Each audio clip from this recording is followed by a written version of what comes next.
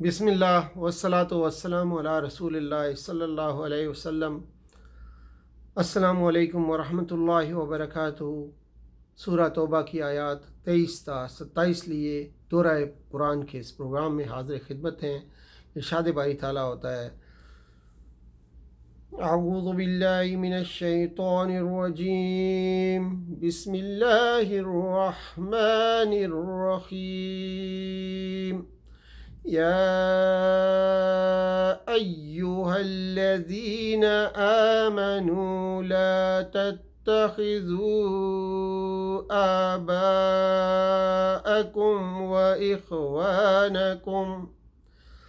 وإخوانكم أولياء إن استحبوا الكفر على الإيمان وَمَن يَتَوَلَّهُم مِّنكُمْ فَأُولَئِكَ هُمُ الظَّالِمُونَ۔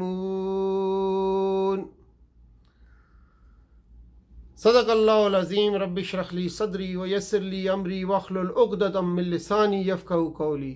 اللہم ارنا الحق حقا وارزقنا اتباعہ وارنا الباطل باطلا وارزقنا اجتنابہ، آمین یا رب العالمین۔ یہ وہی مضمون ہے جو قرآن کریم میں متعدد جگہ بیان کیا گیا ہے، جسے سورہ آل عمران کی آیت نمبر 28 میں بیان کیا گیا، سورہ آل عمران کی آیت نمبر 118 میں بیان کیا گیا، سورہ مائدہ کی آیت نمبر 51 میں بیان کیا گیا، سورہ مجادلہ کی آیت نمبر 22 میں بیان کیا۔ یہاں جہاد و ہجرت کے موضوع کے ضمن میں اس کی اہمیت واضح ہے، اس لیے اسے بیان کیا گیا ہے۔ یعنی جہاد اور ہجرت میں تمہارے لیے تمہارے آباء و اجداد، تمہارے اور بھائیوں وغیرہ کی محبت حائل نہ ہو، کیونکہ اگر وہ ابھی تک کافر ہیں تو پھر وہ تمہارے دوست ہو ہی نہیں سکتے، بلکہ وہ تو تمہارے دشمن ہیں۔ دوسری آیت میں بھی گزشتہ مضمون کو بڑے معقد انداز میں بیان کیا گیا۔ عشیرہ کا لفظ استعمال ہوا۔ عشیرہ جمع ہے وہ قریب ترین رشتہ دار جن کے ساتھ آدمی زندگی کے شب و روز گزارتا ہے، یعنی اپنا کنبہ، اپنا قبیلہ۔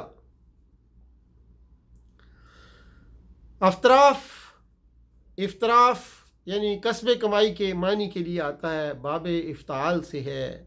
تجارت سودے کی خرید و فروخت کو کہتے ہیں، جس سے مقصد نفع کا حصول ہو۔ کساد مندے کو کہتے ہیں، یعنی سامان فروخت موجود ہو لیکن خریدار نہ ہو، یا اس چیز کا وقت گزر چکا ہو جس کی وجہ سے لوگوں کو اس کی ضرورت نہ رہے۔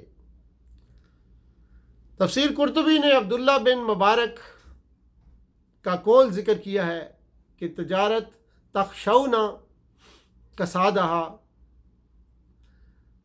یہ جو ہے وہ بیٹیاں اور بہنیں جن کی عمریں گھروں میں گزر جائیں اور ان کے رشتے کے لیے کوئی نہ آئے۔ مساکن ترضونہا یعنی منازل، وہ گھر جن میں تم رہنا پسند کرتے ہو۔ مساکن سے مراد وہ گھر ہیں جنہیں انسان موسم کے شدائد اور حوادث سے بچنے، آبرومندانہ طریقے سے رہنے سہنے اور اپنے بال بچوں کی حفاظت کے لیے تعمیر کرتا ہے، ان کو مساکن کہتے ہیں۔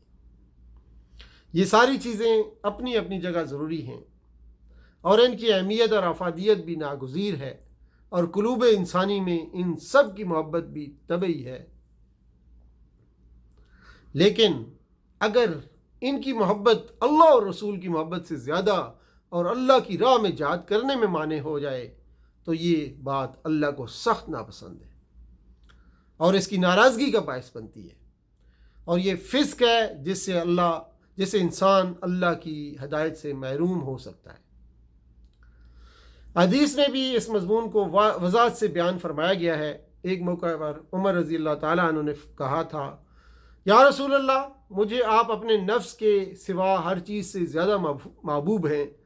آپ صلی اللہ علیہ وآلہ وسلم نے فرمایا، جب تک میں اس کے اپنے نفس سے بھی زیادہ محبوب نہ ہو جاؤں اس وقت تک وہ مومن نہیں۔ عمر رضی اللہ تعالیٰ عنہ نے کہا، بس واللہ اب آپ مجھے اپنے نفس سے بھی زیادہ محبوب ہیں۔ آپ صلی اللہ علیہ وسلم نے فرمایا عمر اب تم مومن ہوئے، اب تم مومن ہو، صحیح بخاری۔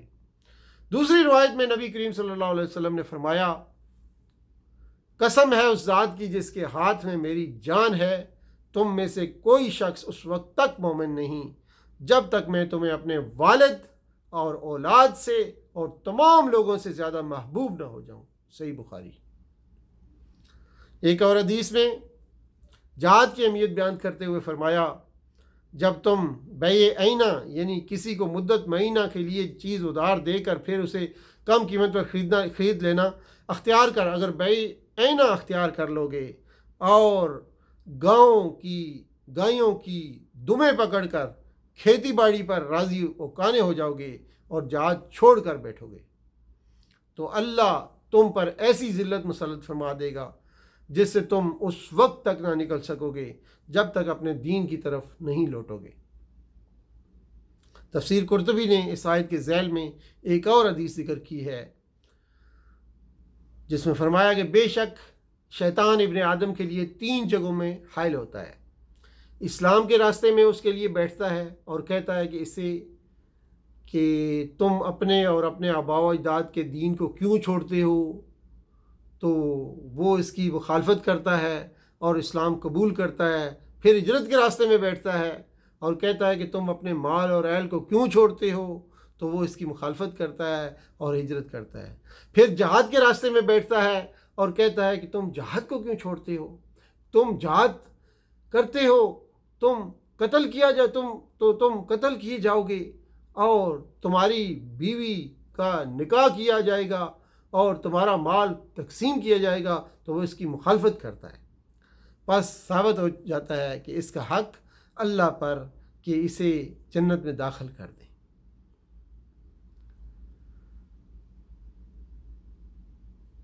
پھر آیات 25-27 میں حنین مکہ اور طائف کے درمیان ایک وادی ہے جہاں حوزان اور ثقیف رہتے تھے۔ یہ دونوں قبیلے تیر اندازی میں بڑے مشہور تھے۔ یہ مسلمانوں کے خلاف لڑنے کی تیاری کر رہے تھے، جس کا علم رسول اللہ صلی اللہ علیہ وسلم کو ہوا تو آپ صلی اللہ علیہ وسلم نے 12,000 کا لشکر لے کر ان قبیلوں سے جنگ کے لیے حنین تشریف لے گئے۔ یہ فتح مکہ کے 18-19 دن بعد شوال کا واقعہ ہے۔ مسلمانوں میں یہ عجب پیدا ہو گیا کہ آج کم از کم قلت کی وجہ سے ہم مغلوب نہیں ہوں گے، یعنی اللہ کی مدد بجائے اپنی کثرت تعداد پر اعتماد زیادہ ہو گیا۔ اللہ کو یہ عجب اور یہ کلمہ پسند نہیں آیا۔ اس جنگ میں بھی فرشتوں کا نزول ہوا۔ اس جنگ میں بھی مسلمانوں نے 6,000 کافروں کو قیدی بنایا، جنہیں بعد میں نبی کریم صلی اللہ علیہ وسلم کی درخواست پر چھوڑ دیا گیا۔ اس جنگ میں 24,000 اونٹ اور 40,000 بھیڑ بکریاں اور 4,000 اوقیہ چاندی مال غنیمت حاصل ہوا۔ تو یہ تھیں آج کی آیات بینات جو آپ کی خدمت میں پیش کی گئیں، جس کا اختتام ہوتا ہے ثم یتوب اللہ من بعد ذلك علی من یشاء واللہ غفور رحیم۔ صدق اللہ العظیم وآخر دعوانا ان الحمد للہ رب العالمین والسلام علیکم ورحمۃ اللہ وبرکاتہ۔